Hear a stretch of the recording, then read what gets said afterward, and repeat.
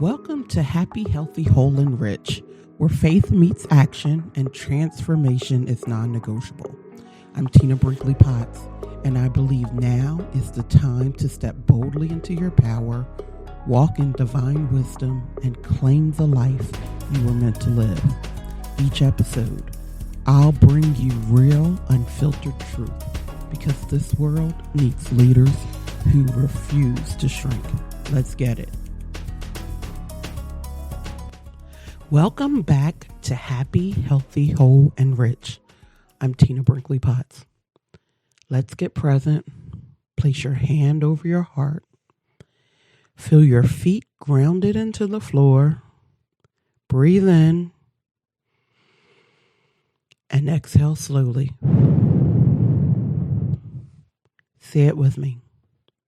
I know who I play for. Today, we're diving into something that lives deep in our body. The inherited belief that lack is normal, that survival is honorable, that suffering is spiritual. This episode is for the cycle breakers, the ones who know that what you saw growing up wasn't the full truth, the ones who are ready to choose freedom over familiarity. Let's root today's episode in Galatians 5:1. It is for freedom that Christ has set us free. Stand firm, then, and do not let yourselves be burdened again by a yoke of slavery. That word slavery isn't just physical. It's emotional. It's financial. It's energetic. It's the weight of generational survival passed down like inheritance. But the promise is clear. You were set free. So don't bind yourself again. Let me tell you something real. For most of my adult life, I was generating well over 6 figures a year. Some years crossed into 7. The income was real. The business was real. The success looked good on paper. But here's the part I didn't always talk about. The struggle didn't just leave because the revenue grew. There were seasons I made more money than I had ever imagined as a little girl, watching my father go to work every day. And yet, I still felt like I was chasing stability. Still waiting for the rug to be pulled out from under me. Still living like the money could vanish at any moment. Because somewhere deep inside, I was still operating from a pattern I didn't even know I had inherited. My dad is my hero. He worked for the same company for 28 years, hardly ever missed a day of work. Didn't need an alarm clock. He was up and moving before the sun. I watched him walk to work when his car broke down. I watched him show up when he was tired, sick, stressed, and still gave his all. He was the model of discipline, consistency, and quiet sacrifice. And all I wanted for most of my young adult life was to take care of him, to show him it was worth it, to give him rest after so many years of labor. But my father passed away when I was just 22, and my success didn't come until after he was gone. That's the part that still catches in my throat, because I didn't get to buy him that house. I didn't get to pay off his bills. I didn't get to give him ease in his later years. But I carry his legacy in everything I build. Every win is an offering. Every breakthrough is a prayer back to him.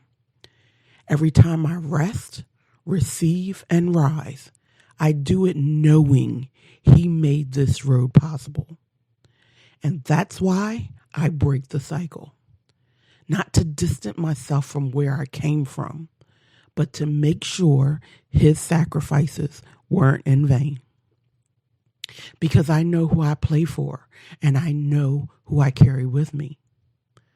But even with all that dedication, even after nearly 3 decades of working full time, he still lived paycheck to paycheck. And I realize now I carried that with me. Not just his work ethic, but his financial fear. His habit of holding back, of settling, of expecting just enough, but never overflow. So even when the money came in, real money, I still didn't feel free because I was waiting for it to disappear. Because I still believed on some level that to receive more meant I had to be on guard, to do more, to deserve more constantly. I had to ask myself, am I honoring him or repeating him? Am I living or just surviving more comfortably? Because here's what I know now. I don't honor my father by staying small.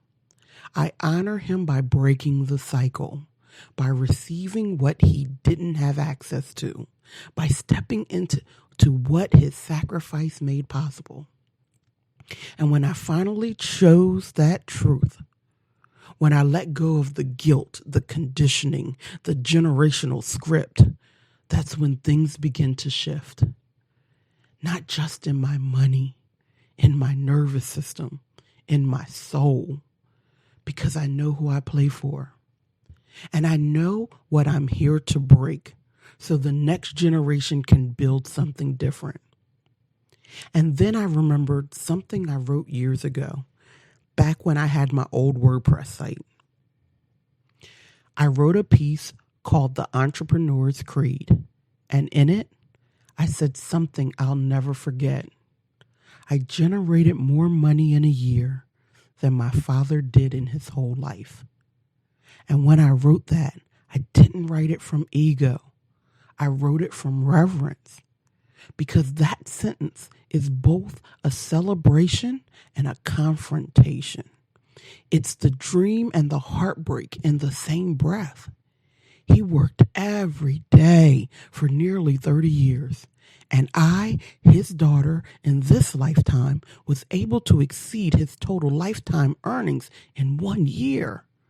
That is not something I take lightly. It's why I had to heal my relationship with money. It's why I had to break the cycle of guilt around success. Because if I kept shrinking, if I kept playing small out of loyalty, I would be dishonoring the very path his footsteps made possible. So now, when I say I'm breaking generational cycles, I'm not saying it for show. I'm saying it because I know what it cost the ones who came before me, and I refuse to let that cost be in vain. So let's go back to the scripture, Galatians 5:1. It is for freedom that Christ has set us free.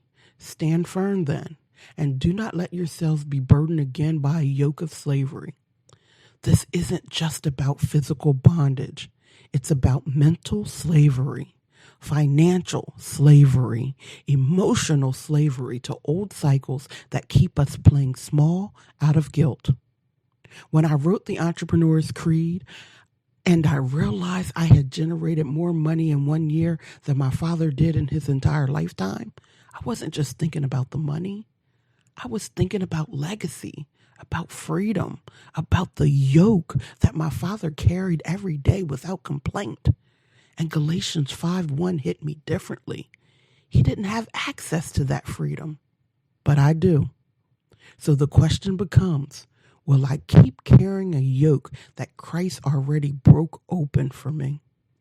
Or will I walk in the freedom I was born for? When I look at my father, I don't see failure. I see faithfulness. But I also see an assignment to take the torch and go further, to receive without guilt, to break the chain, not the honor, to say yes to the freedom he never had the time to claim.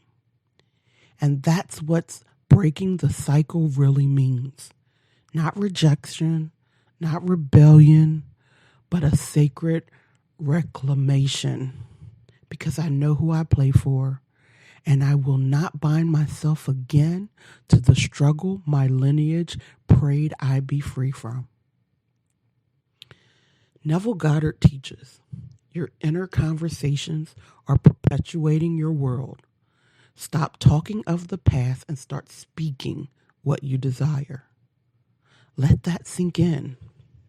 Your inner conversations are either repeating the past or rewriting it. For years, I didn't realize how often I was still repeating my father's energy. Not his truth, not his values, but the part of him that never had enough.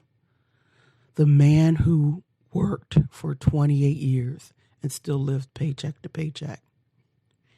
Even after I broke through financially, I caught myself thinking things like, I better save this, it might not last. Don't get too comfortable. You never know when it'll dry up. That wasn't me talking. That was the inner echo of the cycle I was born into. And metaphysically speaking, what you echo, you energize. What you agree with internally, you reproduce externally. Florence Scovel Shinn said, man can only receive what he sees himself receiving. So I had to ask myself, what do I actually see when I picture myself with wealth? Do I see joy, expansion, ease, or do I see stress, isolation, fear of being judged or resented? Because here's the truth. You cannot break a cycle you're still emotionally loyal to. You may be building something new on the outside, but if your nervous system is still bracing for the struggle, you will limit what you allow in. So what did I do? I started speaking a new conversation, not about what had been, but about what I was ready to receive, not from resentment, but from reverence. Thank you, Dad, for what you carried. I lay it down now. I trust myself with more. I trust Source to sustain me. I know who I play for, and I live from a new pattern. This is what it means to be the cycle breaker, not to shame the past, but to stop energizing it, to stop calling it reality and start calling in truth. Neville was right. Your world rises to match your inner words. So the next time you catch yourself repeating someone else's fear, ask yourself, whose voice is that? And do I still want it creating my reality? You are the new conversation now. Speak like it. Receive like it. Live like it. Now let's take this to the journal, because you can't break what you're unwilling to see, and you can't rise above what you still believe you owe. Find a quiet place, grab your journal, or let the questions move through your spirit. What money stories did I inherit without even realizing it? Things like money doesn't grow on trees. We don't do things like that. Be grateful for what you got. Whose voice taught you that? What emotion was behind it? Love? Fear? Sacrifice? Number 2, have I ever felt guilty for having more than my family or community? Where do I shrink, soften, or delay overflow so I don't leave anyone behind? Is that guilt mine to carry? Number 3, where am I still living like money could disappear at any moment? Be honest. Are you stockpiling out of fear? Sabotaging when things get good? What's the origin of that behavior? Number 4, what patterns do I now realize were acts of survival, not truth? Think about hustle, shame, grinding, not resting, avoiding help. Right, this was survival. I now choose, and then fill in the blank. Number 5, Who am I afraid will stop loving me if I truly rise? This is the root of many unconscious patterns. Is it a parent, a sibling, a community? Would they really stop loving you? Or is it that a fear you can now release? Number 6, what does breaking the cycle mean for me in this season? Finish this sentence. I break the cycle by, I honor my lineage by, I trust that healing doesn't dishonor, it liberates. Number 7, write your new truth. I come from strength and I choose freedom. I honor what they carried by laying it down. My overflow is the proof that the cycle has ended. I am safe to live in abundance and still be deeply connected. Take one more breath. This is sacred work, and it doesn't just change your bank account, it changes your bloodline. So now close your eyes if you can. Place one hand over your heart and the other over your belly. Take a deep breath in. Hold it. Now exhale slowly. Now imagine yourself standing on a long road. Behind you are your ancestors. The one who worked, who prayed, who sacrificed, who carried so much just so you could stand here now. Among them, you see your father. He's not sad. He's not disappointed. He's proud. He nods at you with steady eyes that say, go further than I could. You're not dishonoring me. You're fulfilling the dream I couldn't reach. I carried the weight. Now you carry the light. You turn forward. Ahead of you is a bridge. It glows with opportunity, with rest, with truth, with divine provision. You take a step further, still feeling the love behind you, but no longer bound by the burden. As you walk, speak these affirmations with me. I come from resilience, and now I choose rest. I break the cycle of survival with sacred intention. I am safe to have more. I am safe to receive without guilt. My overflow honors those who never got the chance to taste it. My wealth is not separation, it is expansion. I bless the ones who came before me, and I walk toward the freedom they never had. I am not here to repeat the pattern. I'm here to complete it. I know who I play for, and I'm free now. Now pause. Breathe. Picture yourself stepping fully across the bridge. Feel the sun on your face.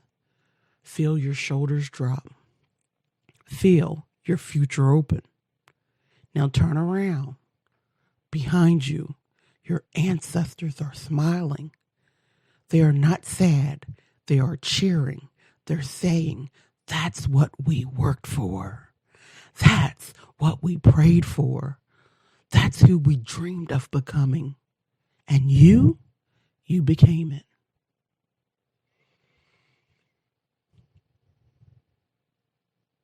What you did today wasn't just personal. It was generational. You chose to witness the weight that others carried and put it down with reverence. You chose to rewrite a pattern not because you're ungrateful, but because you're finally ready to live free. This is the work of a spiritual architect. This is the work of a cycle breaker. This is the work of someone who knows, I know who I play for, and I was never meant to stay bound. If this episode moved you, I want to invite you deeper. Come share your reflection inside the happy, healthy, whole, and rich portal. There's a sacred place waiting for your voice, your breakthroughs, and your reclamation. Next time, we'll shift the conversation from what we inherited to what we're creating. What are you creating now? A look at the law of assumption and how your present focus is shaping your financial future in real time. But for now, take a breath, hold your heart, and say it one more time with me. I know who I play for, and I choose freedom now. Stay happy, stay healthy, stay whole, and stay rich. If this message spoke to you, don't keep it to yourself. Share it, live it, and let's grow together. Head over to happyhealthywholerich.com for more powerful teachings and join the movement. Remember, your breakthrough is waiting. You have to show up. Until the next time, stay happy, healthy, whole, and rich.